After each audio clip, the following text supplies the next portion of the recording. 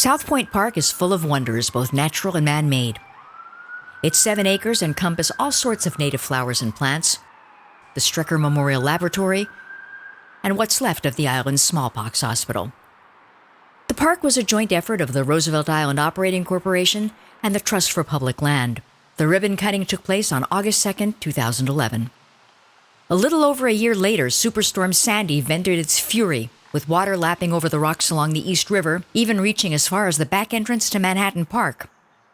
The storm ravaged the shoreline, damaging much of South Point's original vegetation and public green spaces. An $11 million restoration project to strengthen the shoreline was mapped out in 2019, began in 2020, and the park was reopened to the public in late 2021. The walls in the park were made from stone mined in the 19th century from quarries on the island. They were part of City Hospital, the previous inhabitant of the site, from 1857 to 1955. In the middle of the park is the Manhattan Healing Forest, just under 4,000 square feet, with some 1,500 trees and 47 native species. For such a small place, Roosevelt Island is home to a surprising diversity of flora and fauna, with at least 3 different colors of squirrels, peregrine falcons and red-tailed hawks, monarch butterflies, and 7 different varieties of cherry tree. According to the project's manager, it's a miniature lung for Manhattan, strategically positioned to stabilize the land and capture water, serving as a living barrier against flooding and erosion, preventing pollutant runoff and enhancing air quality. The park uses the Miyawaki method to strengthen root connections, which boosts tree growth. These forests reportedly become self-sufficient within 3 years and can take just 3 decades to become mature. The Lenape Center considers the forest to be a continuation of their homeland, Lenapehoking. They issued a statement saying the establishment of this pocket forest exemplifies the transformative and regenerative power that arises from collaboration. The first trees were planted in April 2024. After 6 months, 92% of them had survived. The first white pine tree was planted with much reverence by representatives of the Lenape people and the Yakima Nation. White pines can reach up to 200 feet tall. The branches and needles are used by birds as nesting and roosting spots, while their cones can provide seeds for some 40 different species.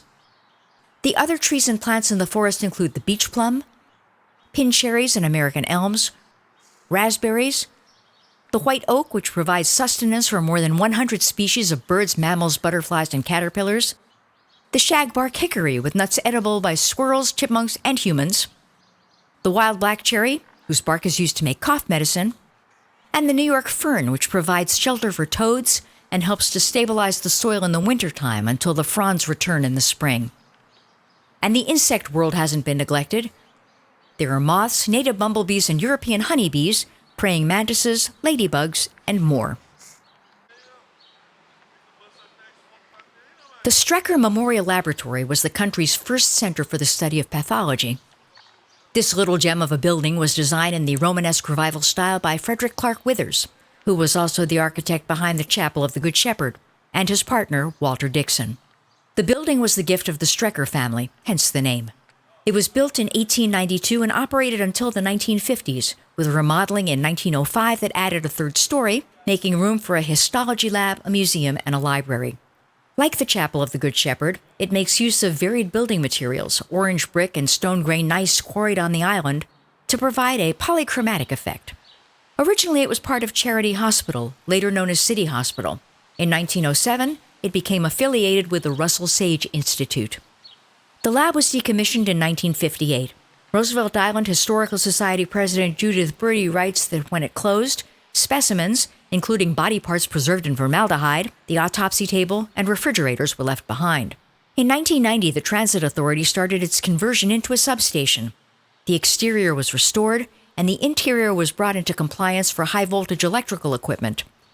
Today, it's a power conversion substation for the train lines that run underneath the island. The Wildlife Freedom Foundation operates the island's Rescue Shelter and Rehabilitation Center. Its mission to advocate for protection, preservation, and conservation of wildlife in New York City.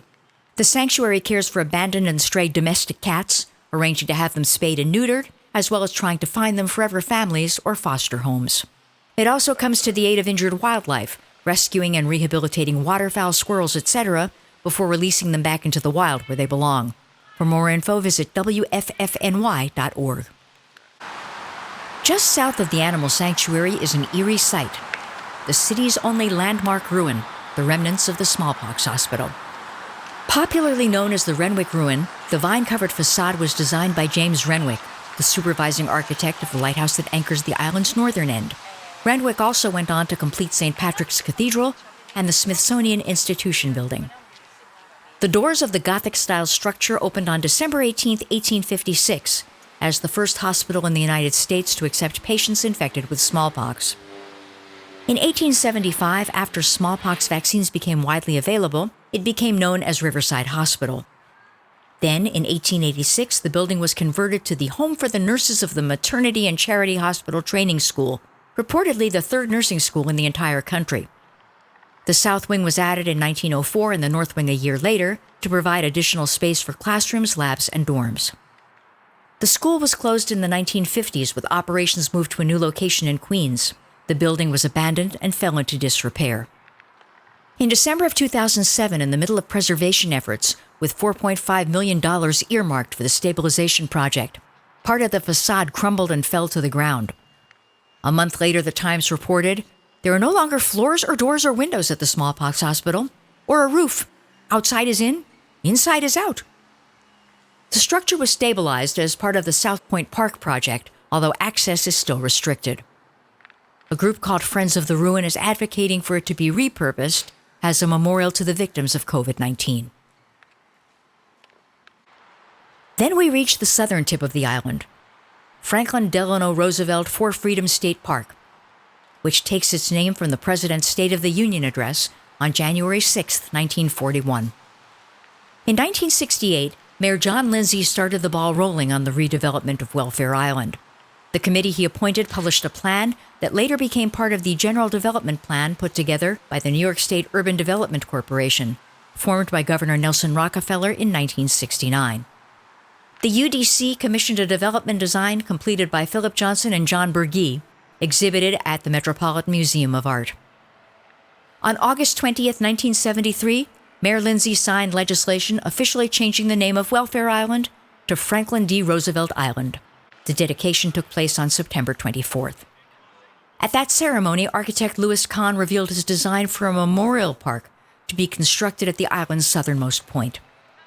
The genesis for that project had come 4 years earlier, when the Four Freedoms Foundation, now known as the Franklin and Eleanor Roosevelt Institute, started discussion with city and state officials to plan a memorial to the nation's 32nd president.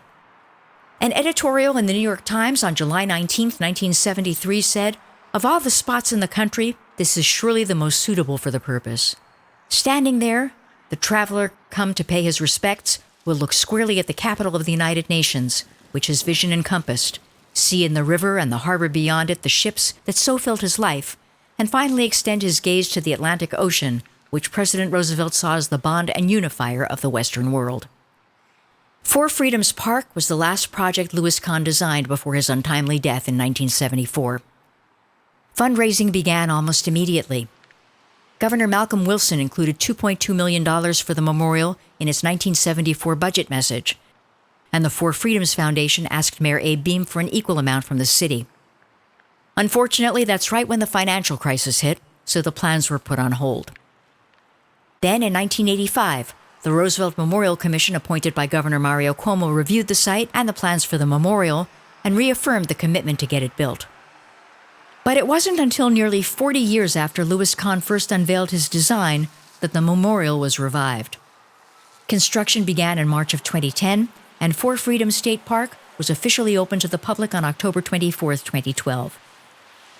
On June 13, 2015, at the suggestion of Vice Chair Huma Abedin, Hillary Rodham Clinton launched her presidential campaign there to a sea of American flags. And as a country, we still pursue the four freedoms: freedom of speech and expression, freedom of worship, freedom from want, and freedom from fear.